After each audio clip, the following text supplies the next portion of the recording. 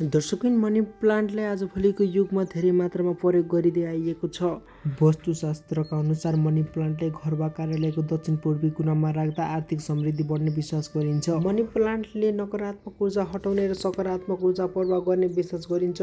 विशेष गरी यसको हरियो पातहरू आर्थिक वृद्धि र समृद्धिको प्रतीक मानिन्छन्। साथै मनी प्लान्टले हावाबाट विषाक्त पदार्थहरू सोच्न मद्दत गर्छ। यसलाई माटो वा पानीमा राखेर सजिलै बढाउन सकिन्छ। वास्तुशास्त्रका अनुसार यसले धन वृद्धि गराउने विश्वास गरिन्छ। हराभरा देखिने भएकाले घर वा कार्यालयमा सजावटी वा आनन्दित देखिन्छ। हस्त अहिलेलाई ती भन्ने बिदा हुन चाहन्छौ। हस्त धन्यवाद।